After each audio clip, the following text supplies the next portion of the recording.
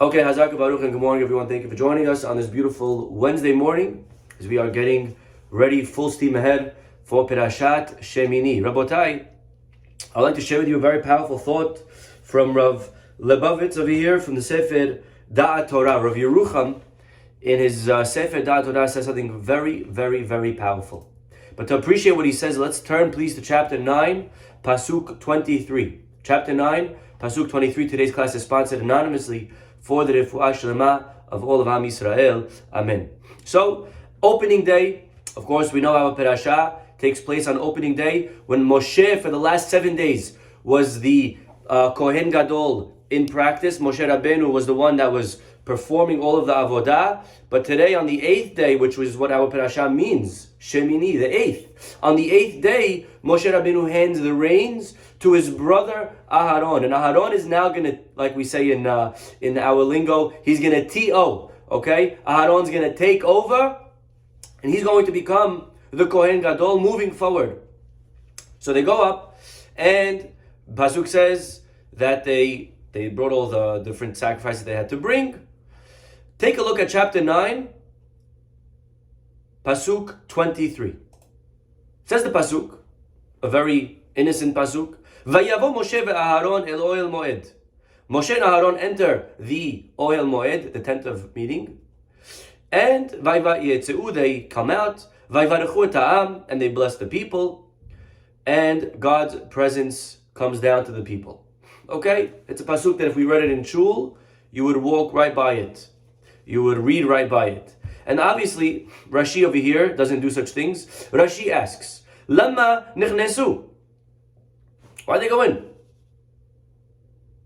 What were they doing inside? I don't understand. You were outside with the people. You went in. You did something. You came out. And then you blessed the people. Looks a little fishy, no? What were they doing inside? They were grabbing a quick cigarette? What were they doing? What were they going inside for? It's not my question. This is Rashi's question. Okay? It's a good question. Rashi gives two answers. I want to share with you today the second answer. First answer, he says he wanted to teach him the recipe for the ketoret. Okay? He never taught him yet, and now he's teaching him. Okay? It's an important Rashi, but we have to go to the second answer. We have a long class today. Rashi's second answer. Take a look at Rashi Pasuk again, chapter 9, Pasuk 23. Davar aher, another answer. Kevan shera'a Aharon, shekarbu kol korbanot. Aharon realizes that we brought all of the sacrifices necessary. V'na'asu kol ha'ma'asim, and we did everything that God told us. V'lo yarda shchina le'Yisrael, and the shchina still did not descend. Here Aharon starts getting very nervous.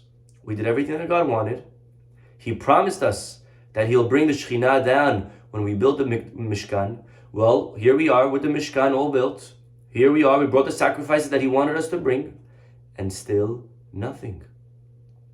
There's no Shekhinah. Hayam Mitzta'ed, he was very distressed. Omer, and he says, Yodeya ani, I know, Sheka'as HaKadosh Baruch Hu alai. I know, he says to Moshe, that God's angry at me. I know God still has a little bit of, there's something there for what I did with him with Chet HaEgel. We know when Moshe Rabbeinu was on the mountain, he put Aharon and Hur in charge. Well, 40 days came, Moshe Rabbeinu didn't come, the people got nervous, so they wanted to build an Egel, they wanted to build a golden calf.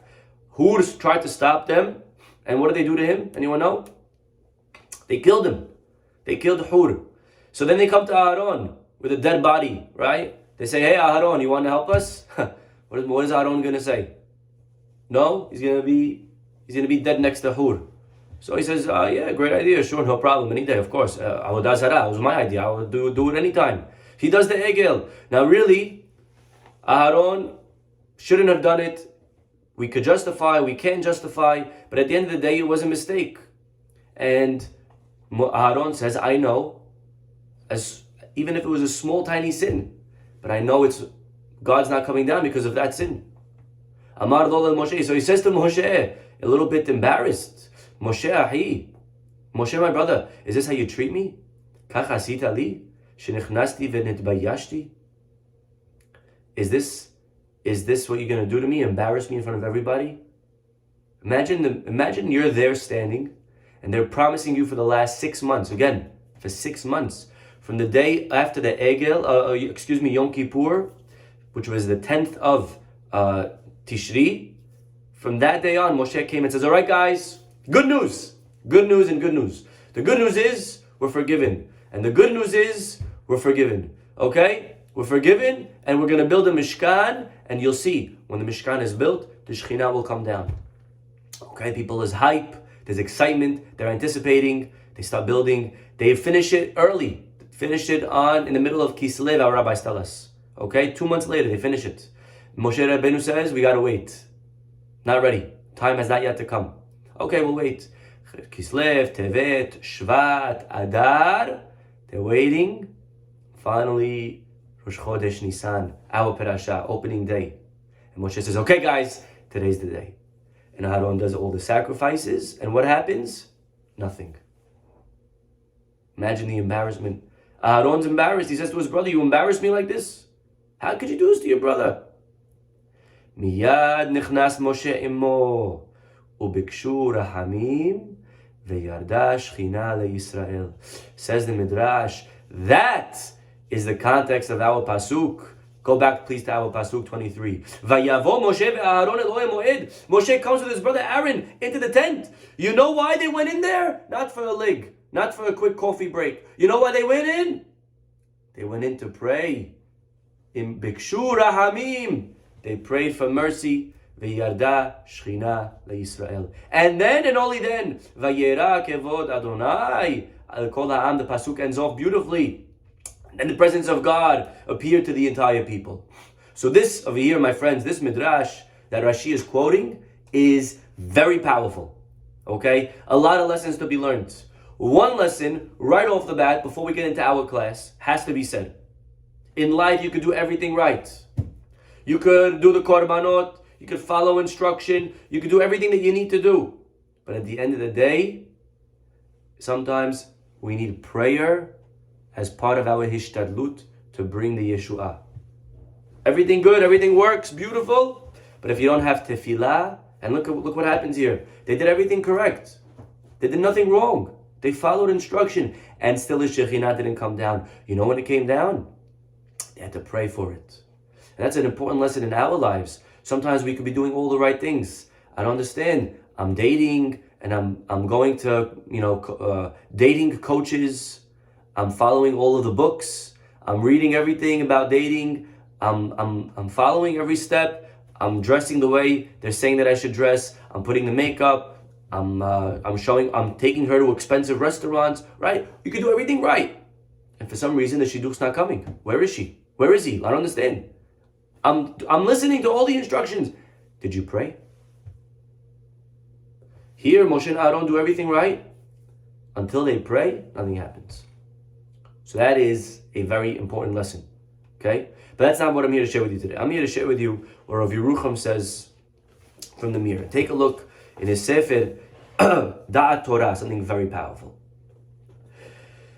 Benoag sheba'olam, says Rav Yerucham, it is human nature, kol tzara shelo tavo la'adam, that when something bad happens, instead of blaming oneself, tole sirhono be'aherim.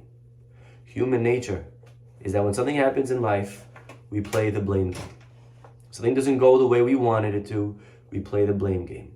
And it could be big things, and it could be small things. But in life, we love blaming other people. Very hard for us to blame ourselves. When things don't go right, it's very hard to look inward and to introspect and to say, you know why I'm a failure in life? My fault. Very hard to say that. Very much easier to blame the people around us. You know why I'm not a success? Because my parents didn't put me in the right school. You know why I'm not religious? Because the rabbi of the synagogue is not friendly enough. You know why I'm not friendly? Because when I was a kid, my friends bullied me. You know why I'm poor? Because my boss doesn't appreciate me. He doesn't give me the raise that I deserve. You know why I'm not a good salesman? Because it's the people that are just all my coworkers. They're taking all of my clients. You know why? You know why? You know why? My life stinks. You know why things are not going the way I like? It's everyone around me. They just don't understand. It's all their fault. This is what we do in life best. Even silly things. You drop a cup. You were careless. You turned around. Cup fell off the counter. Glass broke. Breaks on the floor. Who put the glass over here? Why is someone putting glass on the counter? Whoa, time out. Say, it's my fault. But we can't say that. It's not my fault. What in the world is a glass cup doing on a counter? Glass cups don't belong on a counter. They should be in a museum. What are they doing here? If they weren't here, they wouldn't fall. It has to be my wife's fault that she put this here. We're late to a meeting. Oh my gosh, it's not, I'm so sorry, but the text wasn't clear. Or the barista didn't make the coffee fast enough. Or the bus driver, there was crazy traffic. Right? Things happen in life. We like to blame other people. How many times do we say in a day, my fault? Oh my gosh, it's my fault. We don't like to take blame for things. In life, it's very easy. I'm not talking about evil people, by the way. There's some people that are evil, and they manipulate, and they on purpose know. But sometimes we're not doing it on purpose to be evil. We don't like to blame ourselves. And by the way, I'm not talking about personal blame.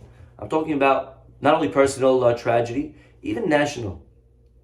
How many times you speak to people, you know why there's a war? Why is Hashem doing this? Because all those people that are X, all of those people that are Y, all of the people, if they would only shape up, if they would only start being Shomer Shabbat, if people would just start keeping kosher, if people would just start being honest. And what do? What is everyone doing? Everyone's just blaming everyone else. And no one ends up saying, maybe it's me. No one ends up taking the blame for themselves. And so we go through life, and everyone's just pointing at everybody else. Anything that goes wrong, it's all of their fault. A fellow once came to the Brisker Rav, and he said, Rabbi, the tragedy that's happening now, I think it's because of all of the Mechalelei Shabbat. It's because all the people that are, breaking Shabbat, all of the Reshaim, all the wicked people of the community, they're breaking Shabbat. And the Brisker Rav says, I'm not so sure you're right. I'm not so sure you're right. When Yonah, what was his proof? He said, when Yonah was on the ship, remember Yonah, we read this on Yom Kippur. When Yonah was sent by God to go deliver the message to the people of Nineveh, Yonah in the beginning tried to run away from Hashem. He runs away, and God teaches him, you can't run from me, hello? Right? I'm God. He follows him, and finally on the ship, swaying back and forth, it's about to be flipped over. The sailors run to Yonah to the basement. What's going on? Could you explain this? And what does Yonah say? You know why the ship's about to sink? My fault. Bishvili hara'a hazot. All the problems in the world that you see, it's my fault. That's how a righteous person talks. Yonah didn't blame the other people. And who was on the ship with him? Religious people? God-fearing people? No. You know who was on the ship with him? Ovdei avodah zarah. People that were worshipping idols. And what does Aharon say? What does Yonah say? It's my fault. He doesn't blame them. He doesn't say, you guys have to shape up. You guys got to start being better. If you guys were just a little bit more religious, if you were just more God-fearing, if you believed in Hashem, if you weren't atheists, if you weren't idol worshippers, none of this would happen. He didn't say any of that. You know what Yonah said? It's my fault. Me, the religious guy. How many times you speak to people now? Rabbi, I'll tell you, Rabbi, why Corona is happening. Oh, I'll tell you. You know why Corona? I'll tell you why Corona. Because of all the people in the world that are like this. All the people in the world that are like that. And it's a very nice and it's very convenient, by the way, to do that. Because then we could stay how we are. We could stay with the same mistakes that we have. Well, we're perfect. We're perfect. We don't have stuff that we have to fix. No, but that's a much bigger thing they have to fix. And for sure, a much bigger thing is the thing to point at. That's not what Yonah said. Yonah didn't blame them for their big things. He blamed himself. You know, Mesilat Yesharim, we quote often, says something very powerful. Mesilat Yesharim, when he speaks about the midah of humility, about the trait of anava, modesty, to be humble, he says that we have to work on being humble in thought and humble in deed. Both 2 steps.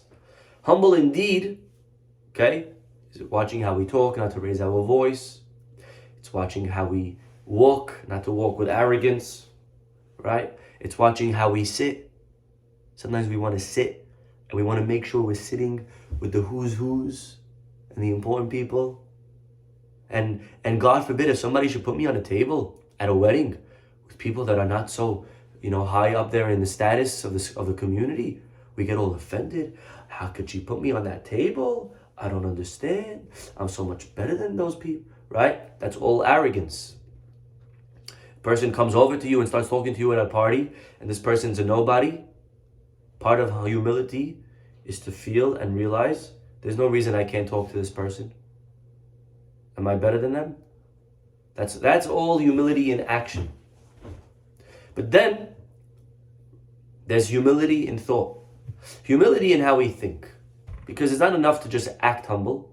Because really, the Mesilat Yesharim says that a person that acts with humility, but in his head, he's, making sure everyone look at me, look how humble I am, look how amazing I am, wow, where's everyone looking at me, right? A person that he says, there's no one worse than that guy, a fake, humble person. Worst of the worst.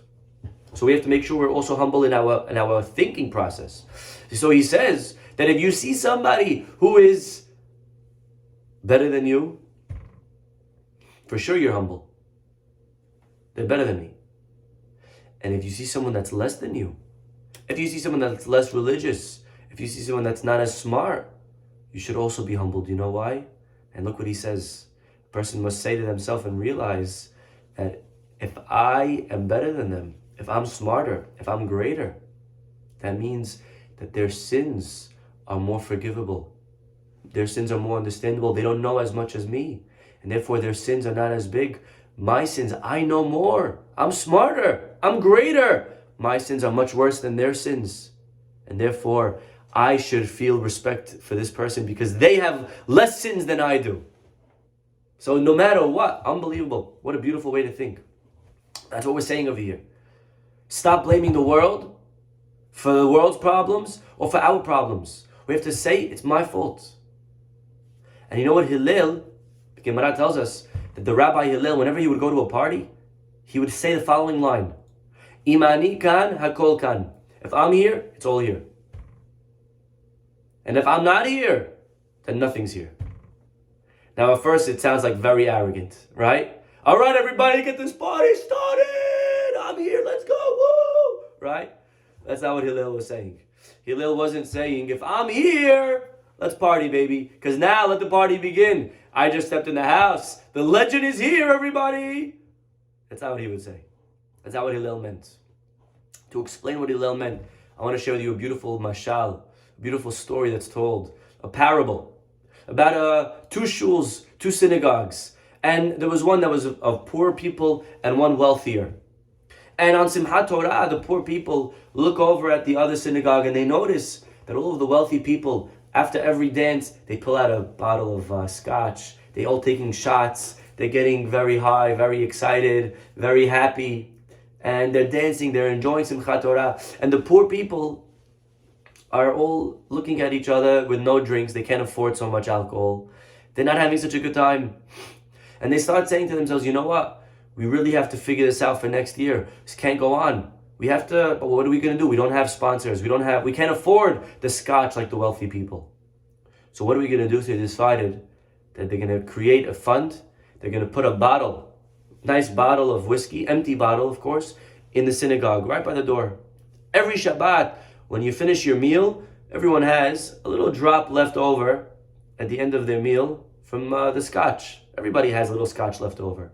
So you know what? We're going to make a deal. Everyone in the community, let's all agree now that every Shabbat we're going to come to shul in the afternoon. We're going to bring whatever leftover scotch we have and pour it in the bottle. And this way, a little bit and a little bit and a little bit, 365 days will be enough scotch for us to enjoy on Simchat Torah. Wow, brilliant idea. Everyone's in. So throughout the year, everyone's coming in on Shabbat and pouring a little bit. And finally, on Simchat Torah, a year later, the rabbi gets up. He says, all right, everybody, here we go. He opens a scotch bottle, and as he pours the first cup for the l'chaim, everyone has their cups ready. He pours all the cups, and everyone drinks the l'chaim, and they realize that there was just water. Because every Shabbat, every guy said, you know what? I'll bring water, but it's fine because the other 50 people are going to bring scotch. But the other guy was also thinking that, and the other guy was also thinking that, and everyone was thinking that. And so all they're left with at the end of the year was water. And the nimshal is that if we say, you know what? Let them shape up. It's okay. The way I am is fine. Let everyone else just do better, and I'll be okay. I can bring water. Yeah, but you know what, Acham? If you say that, and he says that, and he says that, and everyone says that, then no one changes. Hillel realizes this, and you know what Hillel says? Imani kan, if I'm here, and I decide to be present, and to start making a change in my life, then that will have a ripple effect, and he'll change, and she'll change, and everyone will start introspecting. But if Imani lo kan, if I'm not here, if I don't begin this teshuvah process, if I go through life blaming other people and saying, all right, you guys, how many times do we listen to a class? We hear a nice shiur, and as the rabbi is talking, that's something important, like anger or like patience. How many times do we think, wow, my husband should really listen to this class? Right? Oh, I should really forward this to my cousin. Oh my gosh, this one, Rabbi, this was a great class. It's perfect for my cousin. He needs to hear this one. Right? So maybe it's true, but it's not how we should be thinking. When we're listening to a class, when we're listening to something on self-help, the first thought should be, how could I apply this to my life? How is this talking to me? Because if I'm going to, again, look, Rabbi's talking, how many times, right? Everyone's looking around and, oh yeah, that's you. Oh yeah, that's you. Oh yeah, you. Oh yeah, right? No one changes like that. The way to grow in life is to be able to point the finger inwards. And this is really, who was like this? This was Esav. Esav was somebody that never took the blame. You think about it, Esav is smarter than Yaakov. Esav is the older. Esav he's ready, he's strong, he's everything. But Esav's life, although he thinks he's perfect, and his name even indicates such, what's Esav's name mean? Asui, he's made, he's fully developed. But what happens? Things don't play out well for him. And so, what would you do if you were Esav? Things are not going well in your life. Maybe it's time that I start asking myself why. Maybe it's time that I blame myself a little bit for my life. Maybe it's time that I start speaking to a therapist. No, Rabbi, I don't need a therapist. My wife needs a therapist. I'm good. I don't need anything. The people around me, they need. It's their fault. Right? Esav doesn't blame himself ever. Things don't go well in his life. You know what Esav does? Pasuk, and this is the most tragic pasuk. After he loses the birthright, after he loses the brachot, his mother Rivka chooses Yaakov instead of him. And Esav knows this. Esav's not an idiot. Esav knows that his mother chose Yaakov. Things are not playing out well for you. Esav, maybe do tshuva. Maybe it's time to shape up. You know what Esav says? Esav says tshuva. No. It must be. My wives are the problem. And the pasuk ends off, Perashat Toldot, the last pasuk, he goes out and he gets another wife. Because Esav is somebody that can never blame himself for his problems. If I didn't get the brachot, if my mother didn't choose me, it's not because she doesn't value me. I'm a good guy. My wife's the problem. I'll get another wife. Everything will be okay. It's married to my wife's fault.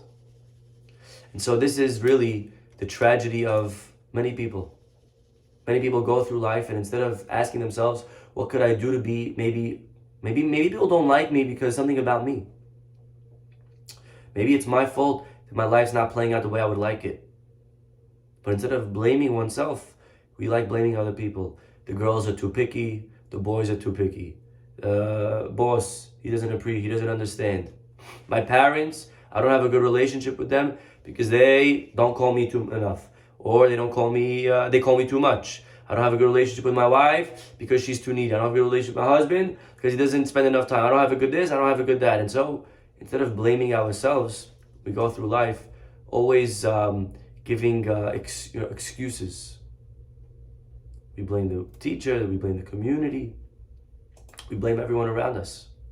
I want to take you for a minute to the holiday that we just celebrated, the holiday of Purim. And the turning point of the holiday, we know when we read the Megillah, it's a pasuk that we read out loud.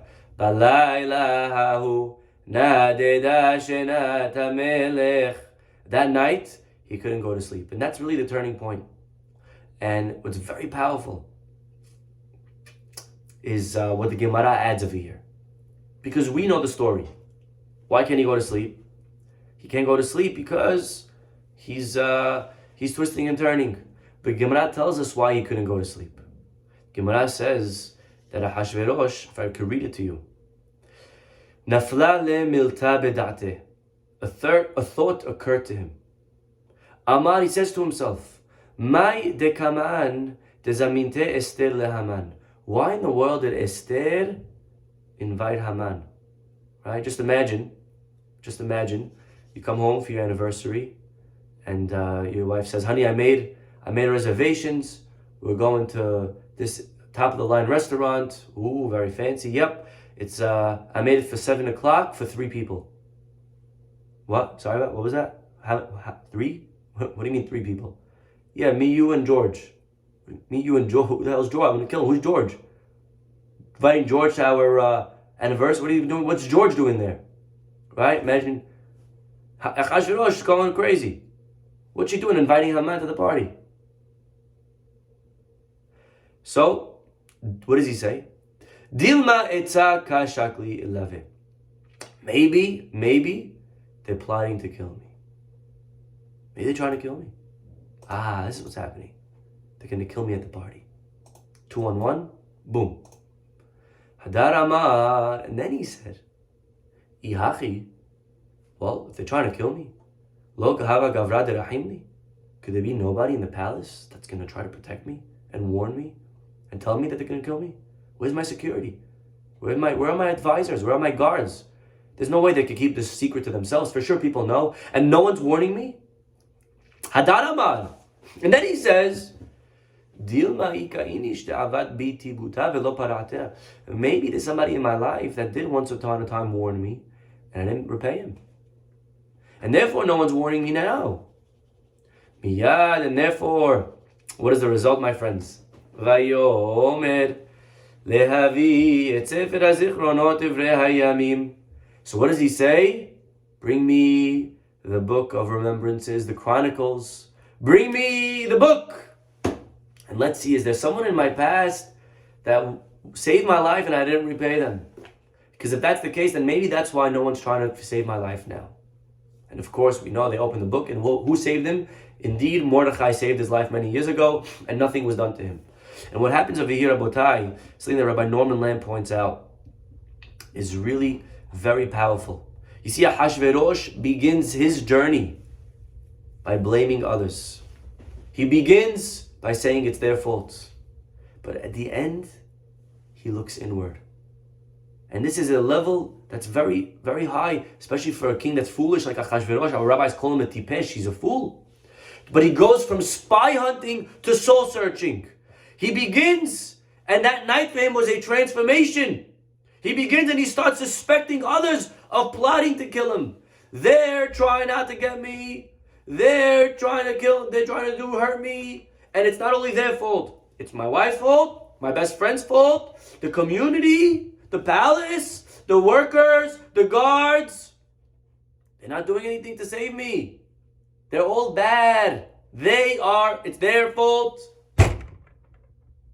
And at the end, he realizes that maybe I have shortcomings in me. Maybe no one wants to hang out with me because I have to fix something. How many times somebody's breaking up, says, yeah, it's really, they're picking on small things. Just small things that they're picking on. Big deal, okay, so I said that. What's the big deal? It's really there, too sensitive. How many times do we actually introspect and point the finger inwards? And Achashverosh, on this night, he goes from somebody, and this is his line, very beautiful line, who is afraid of what others might do to him, to afraid of what he may have found in himself. And Achashverosh realizes maybe there's something very ugly inside of me that I have to first fix. And the truth is, Balayla Hahu, that night for Achashverosh is something that we all experience. We all have our sleepless nights. We all have things that we feel threatened by. We all have our anxieties. We all have our unhappiness things that cause us our lack of sleep. Psychologists' offices are filled. And usually, the first place we begin, first reaction, is to blame other people. Child blames the parents blame the child. Student blames the teacher, teacher's prejudice, the teacher blames the student, he just is not applying himself enough. A newcomer to the community, they're very cold, I don't pray in shul because nobody welcomes me. And the greatness of man, the greatness of Achashverosh, is when a man is able to take the next step. And yes, we begin by blaming the others, like Achashverosh, and that's the first step, and that's human nature, that's okay. But there has to be a Hadar Amar. There has to be a second step. The follow-up must then be, well, maybe, just maybe, I could look within. Maybe in my conscience, what am I doing wrong? Maybe there's something that I'm failing to do.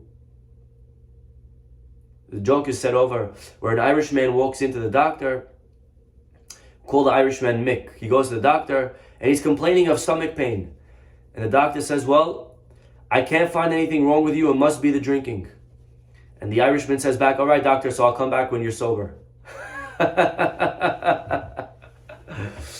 Oh, yeah, right? It must be the drinking. Oh, so you're drunk, right? This is, sometimes in life, we apply everything that we hear and we say, oh, you're the issue. It's your fault. Like Ahasuerus. Our rabbis tell us this is the greatness of Aharon. Aharon comes in on opening day. What does he say? What does he say? Opening day. Not working. You know why? You know why Shekhinah didn't come down? He could have blamed all of the Jews. It's your fault. You guys are not religious enough. Just imagine, Rabbi, why is Mashiach not here? Rabbi, why is Mashiach not here? Imagine the rabbi says, I've done some bad things yesterday. It's my fault. No one talks like that. We have to have everyone be chozer b'tshuvah. I'm trying. I have to give more classes. Aaron says, it's my fault. And again, this is not arrogance. He wasn't saying it out of arrogance, that it's only, but this is what Hillel meant. Imani kan, if I could get the ball rolling. As a nation, we know this. As a nation, we don't interpret history through military or a financial lens. We don't blame. If I ask you, why did the Beit HaMikdash get destroyed? What's the answer? You say, which one? The first or the second? The first one was Iraq. The second one was Rome. We don't answer like that. You know what a Jew says? You know why Beit HaMikdash was destroyed? Because we had sinat chinam. It's a crazy way of thinking. We blame ourselves. Mipenei hata'inu galinu me'artzenu. We are not in Israel, not because of them. Not their fault. They're just a puppet. You know why there's wars? You know why there's rockets coming in? It's our fault. No one talks like that. Historians don't talk like that when they look at wars that were lost. Germany, when they lost, what they blame the other people. It's their fault. Nobody introspects. But as Jews, we are trained to always say it's our fault. Sometimes the chaos in our life is something that we blame God for. Why me? Do I deserve this?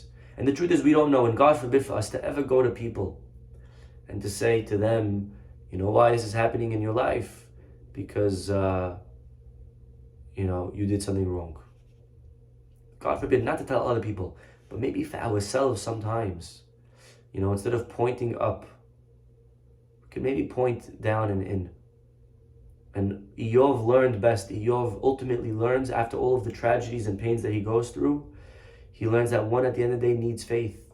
But sometimes we have to say Hadar Amar. Sometimes as a next step, maybe I haven't been grateful. Maybe I haven't used the gifts and the talents and the time that Hashem gave me properly. Maybe that's why this is happening to me. Maybe God's trying to talk to me. And instead of blaming Hashem, to maybe blame myself. But blaming others is as old as man, Rabotai. The first man, the first Homo sapien, Adam, what does he say? When God says, why'd you eat? What does Adam say? Ha'isha. It's her. And it's you. It's your fault, God, because you gave her to me. So this is us as people. And really on our biggest day of atonement of the year, we realize this and we say, Aval Ashemim Anachnu. It's really my fault. It's my fault. Gotta stop blaming everyone. The Gemara tells us of this fellow named Elazar ben Durdaya. Ever heard of him? Elazar was a very immoral person. He was big player, as they say. He went around doing all of the inappropriate things with any lady that existed. Anyone and everyone. One day, he heard about a very, very big prostitute, and he said, I have to have my way with her. So he sends the money, he sends a deposit. I don't know if he wired it, I don't know what he did back then, but he sent the money, and he gets to her, he gets the date, they send him the date, he gets there, he appears in the house, and as he's about to sin with her, something happens and he has this crazy arousal. She says to him, you know, I heard a lot about you. You are a bad guy, Elazar, I have to say. And this is coming, by the way, from a prostitute. So he is just, he can't believe she's telling this to me. So he has this moment of teshuvah, of awareness, and he leaves. He just walks out. And he goes, the Gemara tells us something very interesting. He goes and he sits, ben shte harim, he goes and he sits between two mountains, he sits in a valley, and he starts crying and yelling, and he says, you know, mountains, oh mountains, pray for me. And a voice comes from the mountains. Again, there's something deeper than the simple story. But the voice comes out of the mountain saying, the mountains respond, we cannot help you. And then he says, okay, skies, heavens and earth, pray for me. And they respond, we cannot pray for you. And then he prays, sun and stars and moon, pray for me. And they say, we cannot pray for you. And finally, he realizes, En hadavar talui el lavi. I have to pray for myself. And the Gemara says that he sticks his heads in between his legs and he starts praying and crying, and he cries so hard that he dies out of crying. He dies from crying from teshuvah, and his soul ascended straight to the heavens on the spot, and a bat kol comes out and says, Rabbi Elazar ben Durdaya muzman lehaya olam haba. Rabbi Elazar ben Durdaya is invited to olam haba. Very interesting Gemara. And it was very hard really to understand, what does he want, Elazar ben Durdaya? What is he saying to the mountains, pray for me? Trees, sun.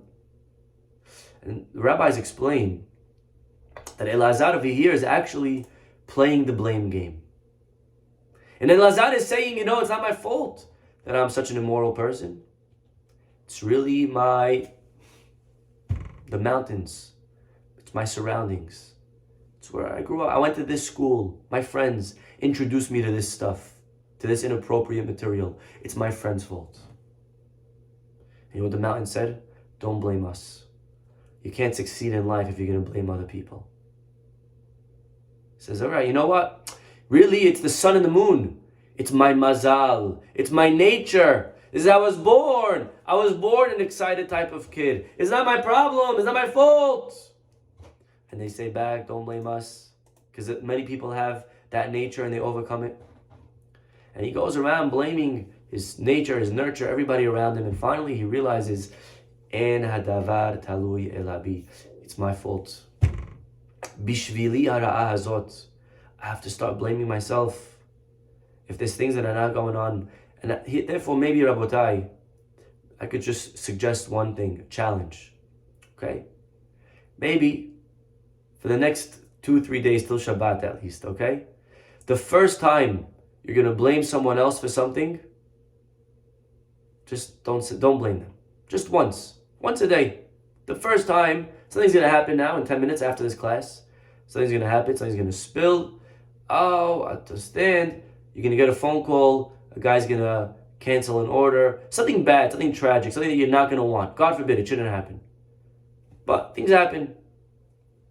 Small things, big things. First, just once today, first thing that's going to happen, maybe, you know what? Maybe it's my fault. Maybe it's, I don't know, maybe it's my fault. Maybe it's my fault. Instead of saying, don't say. Just here, Wednesday, Thursday, Friday, 3 days. Okay? And we'll realize that, you know what?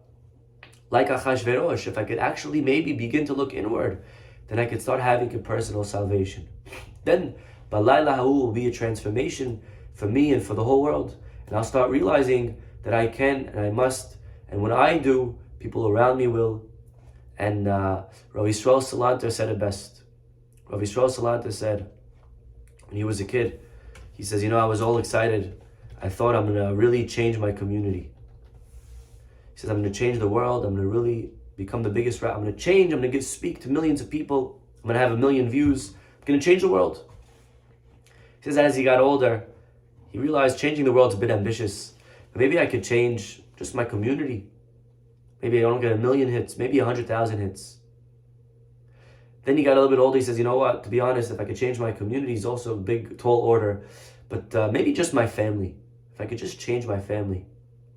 And then Rabbi Yisrael Salanter said, as he got even wiser and older, he says, you know what, if I could just change myself, I'll be lucky. And so instead of working on the world, he worked on himself. And by changing himself, he in turn was able to change his family. And that rippled effect, and that changed his community, and eventually he was able to change the world. But that began with the first step of himself. He had to initiate that process. Aharon doesn't blame other people. Aharon says, my brother, I know why this is happening.